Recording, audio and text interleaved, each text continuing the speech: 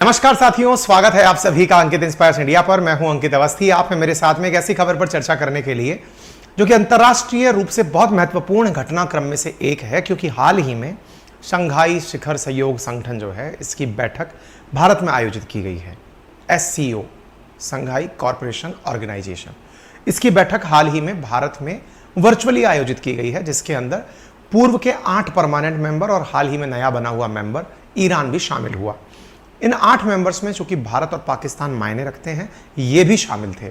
रूस और चीन के अलावा 4 सेंट्रल एशियन कंट्रीज, तुर्कमेनिस्तान के अलावा बाकी बची 4 और साथ में भारत पाकिस्तान, कुल 8 परमानेंट मेंबर और साथ में ईरान को नया पद दे करके मेंबर के रूप में मीटिंग को शुरू किया गया।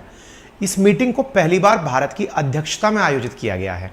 भारत की अध्यक्षता में चूंकि ये बैठक आयोजित हुई है, इसलिए भारत का स्टैंड क्या है ये बहुत मायने रखता है। भारत ने कौन सा सिक्योर नाम से मंत्र दिया, आज के सेशन में जिक्र करेंगे। चूंकि इस मीटिंग में पाकिस्तान भी था, चीन भी था, पुतिन भी थे, सब लोग वर्चुअली कनेक्टेड थे, तो भारत ने ऐसा क्या कहा जो कि शहबाज शरीफ को पसंद नहीं आया, और भारत की ऐसी कौन सी घटनाक्रम है जिसे चीन ने सराहा है। क्या मीटिंग में भारत ने चीन की प्रशंसा कर दी क्या? सारी बातें आज के सेशन में जानेंगे। खबर देख सकते हैं 3 जुलाई की द हिंदू की, प्रधानमंत्री to host Xi Putin Sharif virtually as India chair SCO summit for the first time. हालांकि सेंट्रल एशियन कंट्रीज का मत था कि इस मीटिंग को इन पर्सन, यानी कि सभी लोग जैसे G20 में आने वाले हैं वैसे ही बुलाकर आयोजित किया जाता, लेकिन ठीक है, ये मीटिंग ऐसे ही आयोजित हुई। SCO की मीटिंग 4 जुलाई को जो आयोजित हुई, उस मीटिंग में प्रधानमंत्री मोदी ने कहा, some countries are terror haven, कुछ आतंक के लिए स्वर्ग हैं, और पाकिस्तान के शरीफ चुपचाप बैठे देख रहे थे। हालांकि आपको याद होगा इसी SCO ज्वाइन जो है वो ईरान ने as a group member join कर लिया, और साथ ही इंडिया ने चाइना के BRI प्रोजेक्ट में, बेल्ट एंड रोड इनिशिएटिव के अंदर शामिल होने से इनकार कर दिया कि भाई बेल्ट एंड रोड इनिशिएटिव हमारे बस की बात नहीं है, क्योंकि ये हमारे उद्देश्यों से विपरीत है, हमारे क्षेत्र से होकर गुजरती है। ठीक है, आपको यहां पर SCO का एक 2018 का फोटो दिखाई दे रहा है, जो ये दर्शाता है कि GDP में SCO बहुत महत्व रखता है। 21 साल पहले SCO की स्थापना हुई थी, जिसमें 8 परमानेंट मेंबर थे, लेकिन कल से 9 परमानेंट मेंबर बन चुके हैं। इसका हेडक्वार्टर बीजिंग में है, और यह दुनिया का क्षेत्रीय सबसे बड़ा संगठन है। इसमें चीनी और रूसी भाषा आधिकारिक भाषा है। भारत के अलावा चीन, रूस, पाकिस्तान, कजाकिस्तान, तजाकिस्तान, उज्बेकिस्तान और किर्गिस्तान यहां पर एज ए कंट्री शामिल हैं। SCO देशों के अंदर दुनिया की 40% आबादी निवास करती है, जिनमें highest population country India, second highest China शामिल है। इसके अलावा रूस, पाकिस्तान और 4 सेंट्रल एशियन कंट्रीज यहां पर शामिल हैं। प्रधानमंत्री मोदी ने मंगलवार को आयोजित शंघाई शिखर संगठन में, वर्चुअल शिखर संगठन में चीन के राष्ट्रपति शी जिनपिंग, राष्ट्रपति व्लादिमीर पुतिन, प्रधानमंत्री शहबाज शरीफ समेत सेंट्रल एशिया के जो अन्य नेता शामिल हुए, उन्हें यहां पर ज्वाइन किया। इसके साथ साथ भारत के द्वारा तुर्कमेनिस्तान के राष्ट्रपति को, क्योंकि अकेला तुर्कमेनिस्तान ऐसा सेंट्रल एशियन कंट्री है जो कि यहां पर एज ए मेंबर शामिल नहीं है, तो उनके राष्ट्रपति को भी अतिथि के रूप में आमंत्रित किया गया। इसके साथ साथ 6 अंतर्राष्ट्रीय और क्षेत्रीय संगठनों को भी यहां पर आमंत्रित किया गया, जिसमें UN भी शामिल था, आसियान भी शामिल था, CIS भी शामिल था, तो CSTO और CICA भी शामिल था।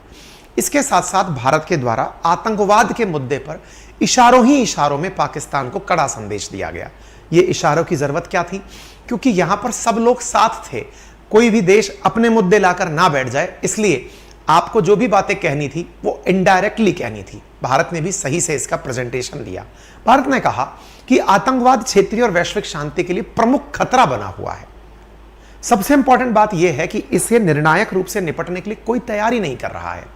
विशेष रूप से कुछ लोग तो इसे प्रायोजित तरीके से चला रहे हैं, कुछ तो आतंकवादियों को पनाह देते हैं। SCO को ऐसे देशों की किसी भी प्रकार से आलोचना करने पर संदेह नहीं करना चाहिए। भारत ने ऐसा क्यों कहा? भारत ने क्यों कहा कि आतंकवाद चाहे किसी भी रूप में हो, किसी भी अभिव्यक्ति में हो, हमें इसके विरुद्ध लड़ना चाहिए? इसके पीछे का कारण था क्योंकि SCO मीटिंग में शी जिनपिंग भी थे, जो कि लगातार पाकिस्तान के एक आतंकी को, जो 26/11 का आरोपी है, उसे बचा रहा है। इसलिए भारत ने एक तीर से 2 निशाने करते हुए न केवल शहबाज शरीफ को टारगेट किया, बल्कि चीन को भी टारगेट किया। इसी के साथ साथ प्रधानमंत्री के द्वारा जो अन्य बातें कही गई, उनमें से सबसे इंपॉर्टेंट थी अन्य देशों को टारगेट करना कि आतंकवाद को क्रिटिसाइज करने से देश ना चूकें। एससीओ को ऐसे देशों की आलोचना में कोई संकोच नहीं करना चाहिए। साथ ही आतंकवाद चाहे किसी भी रूप में हो, किसी भी अभिव्यक्ति में हो, इसके विरुद्ध मिलकर लड़ाई लड़नी चाहिए। पुतिन ने क्या कहा वो जरूर मायने रखता है। पुतिन भारत की इस बात से ऑलमोस्ट सहमत थे और उन्होंने क्या कहा? उन्होंने कहा काउंटर टेररिज्म, काउंटर रेडिकलिज्म और एक्सट्रीमिज्म मस्ट बी प्रायोरिटी। यहां क्या कहा गया? जो काउंटर टेररिज्म और काउंटर रेडिकलिज्म है वो प्रायोरिटी होनी चाहिए। पुतिन ने ऐसा एससीओ समिट के अंदर कहा। उन्होंने कहा कि एससीओ लगातार आतंकवाद और कट्टरवाद पर लगाम लगाना चाहता है। एससीओ समिट के अंदर राष्ट्रपति पुतिन ने प्रधानमंत्री को भी धन्यवाद दिया। अफगानिस्तान को लेकर भारत की चिंताएं और अपेक्षाएं एससीओ के अधिकांश देशों के समान हैं। भारत ने उस विषय पर अफगानिस्तान के लोगों के कल्याण की भी बातें कही। शंघाई सहयोग संगठन के प्रमुख की परिषद में 23वीं बैठक को डिजिटल माध्यम से संबोधित करते हुए पुतिन ने यूक्रेन संघर्ष के बारे में कहा कि बाहरी ताकतें हमारी सीमाओं के पास परियोजनाएं चला रही हैं। इस विषय पर भी रूस ने अपने साथ हुए, अभी जो फिलहाल आपने वैगनर का केस देखा हो या यूक्रेन क्राइसिस देखा हो, दोनों ही बातें इस एससीओ मीटिंग में नहीं उठी। किसी भी देश ने यूक्रेन क्राइसिस पर कोई भी नसीहत पुतिन को नहीं दी। साथ ही साथ वैगनर क्राइसिस पर भी किसी भी देश ने पुतिन से उनका स्टैंड नहीं जाना। इसका मतलब यह था कि पुतिन पूरी तरह से खुश थे। इसी वजह से उन्होंने सभी एससीओ देशों को धन्यवाद दिया और कहा कि हम धन्यवाद देना चाहते हैं इस विषय पर कि रूस की जो करेंसी है रूबल, उसमें लगभग 40% व्यापार हुआ है अंतरराष्ट्रीय स्तर पर। यह अपने आप में दर्शाता है कि दुनिया ने हमें सेग्रीगेट करने का प्रयास किया था, लेकिन आप लोगों की मदद से हम लोग सरवाइव कर गए हैं।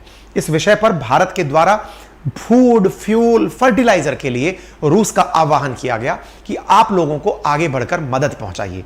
इंडिया ने साथ ही साथ चीन के द्वारा जो बेल्ट एंड रोड इनिशिएटिव शुरू किया गया है उसका विरोध किया। क्यों किया? एससीओ के माध्यम से बीआरआई का भी कर दिया कि भाई हम इसमें आपके साथ नहीं हैं। इसके साथ साथ प्रधानमंत्री मोदी ने यह भी कहा कि दुनिया को एससीओ चार्टर का ध्यान देना चाहिए।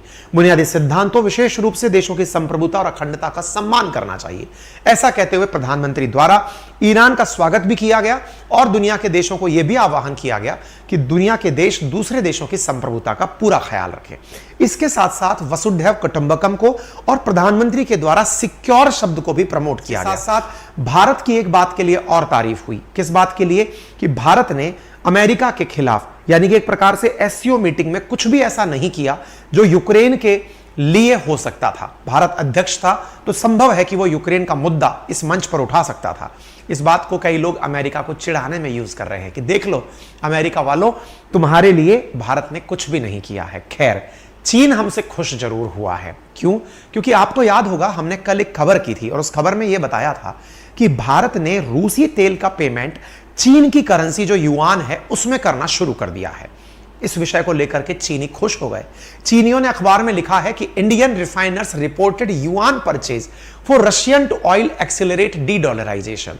तो यहां पर ग्लोबल टाइम्स जो चीन का मुखपत्र है उसने भारत की, संभवतः हमारा वीडियो उन तक पहुंच गया होगा, तो उन्होंने कहा है कि कुछ एक्सपर्ट्स का कहना है कि भारत डी-डॉलराइजेशन अपना रहा है। अमेरिका के डॉलर का उपयोग करने के स्थान पर युआन का उपयोग करके रूस को पेमेंट दे रहा है। अगर ऐसा है तो इसका मतलब यह है कि दुनिया में अब जब भारत युआन का उपयोग कर रहा है अंतरराष्ट्रीय स्तर पर, तो फिर अमेरिका को चैलेंज देने से कोई नहीं रोक सकता।